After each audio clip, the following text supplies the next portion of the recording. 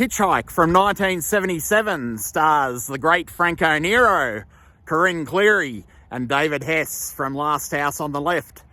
So basically the premise, the synopsis of this one is that we have a couple whose marriage is very much on the rocks in Franco Nero and his wife, played by Corinne Cleary. So they're fighting all the time. Franco Nero is a prick, to say the least, which that plays a major plot point in the themes of this movie and the structure of this movie and the way everything pans out. So they're having some massive issues. Franco Nero, the prick, never misses a chance to degrade Corinne Cleary in public, especially in front of other people, or whether in front of other people or in the privacy of their own vehicle. And their marriage is on the rocks. They're taking a road trip with a caravan through the United States desert, I believe in Nevada or somewhere like that. And presumably they're trying to rekindle the magic of their relationship, perhaps avert divorce and avert marital catastrophe and so on and so forth. So they're taking this trip. We see what kind of a piece of work Franco Nero is in the first scene when they're at a camping site with a bunch of other RV users, and Franco Nero is committing the cardinal sin of putting down his wife in front of other campers, basically to curry favour with them. Something that's really shows the character of the man. And we get a good glimpse into Franco Nero's character in this first scene. We really learn all that we need to know about him. So he's a reporter, and I don't know whether the film's making a statement about reporters or not, but kind of interesting that they do decide to make Franco Nero a reporter in Hitch-Hike.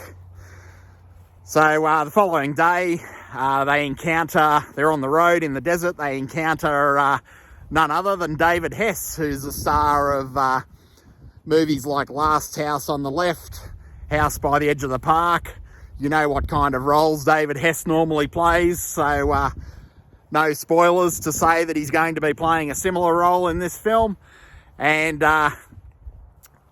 they basically pick up David Hess, and mainly at his wife's insistence for some reason. Maybe she's hoping that Franco Nero will learn how to behave by picking up a civilised person, but unfortunately no such luck. So very quickly, the things become very tense in the station wagon. They realise they've made a mistake because David Hess is actually a prison escapee, or so he tells us. He's done a payroll robbery. Payroll robberies were a big thing back in the 70s because everyone was paid in cash, of course. So criminals would choose to knock over the armoured car in those days and steal the entire payroll. So it made robbery even more grim than it is nowadays, I guess, because they were stealing directly from working class people, as purely and simply as it gets. So with movies, if they wanted to make a character despicable, then they would, and they were a bank robber, the only way to make them a more despicable robber than a bank robber was to make them a payroll robber, because they were robbing from the average person. So it's a good, it was a good celluloid tool to take away any kind of sympathy or empathy for the villain in the movie. So he has just knocked over a payroll, and he's kidnapped Franco Nero and his wife Corinne Cleary. So we see this little alpha male game playing out between Franco Nero and David Hess. And from here, the movie's basically a psychological thriller / road movie. So you know what you're expecting if you've seen those sort of movies, but this really ratchets up the tension.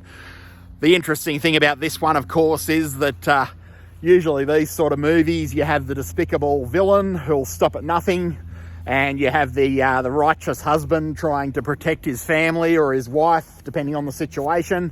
We've all seen it a million times, but the point of difference with Hitch-Hike, which makes it a super interesting movie, is that both the male characters are despicable, to say the least.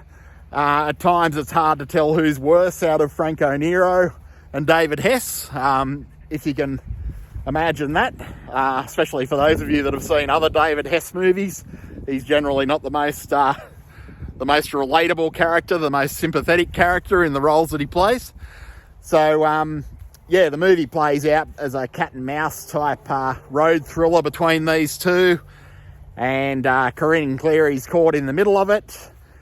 She's basically playing the role of the audience, I guess, the unwitting spectator and participant in this celluloid crime car crash. So, yeah, quite a cool little movie. One that you've probably missed. It'd make a great double bill with Mario Bava's Rabid Dogs, which explored similar themes. But in some regards, this is even more mean-spirited than that one in the themes that it explores. There's no good guys, literally. Even the climax of the film, which I won't reveal too much about, reveals that there are no good guys. So it is shades of, not only shades of grey, but shades of dark black souls. So that's Hitch-Hike. So the director of this one, whose name eludes me right now, but I probably couldn't pronounce it anyway. He's an Italian, so he shot this movie in Italy, but it does surprisingly look a lot like the United States. And the director of this film was an Oscar winner, believe it or not. He won 4 Oscars. He was nominated for 6.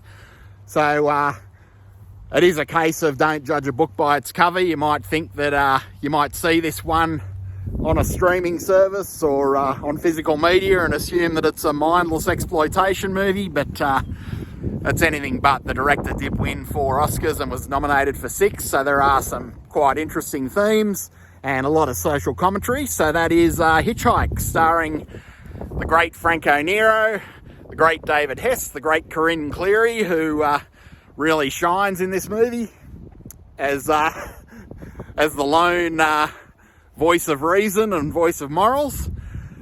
And I'd encourage you to check that one out.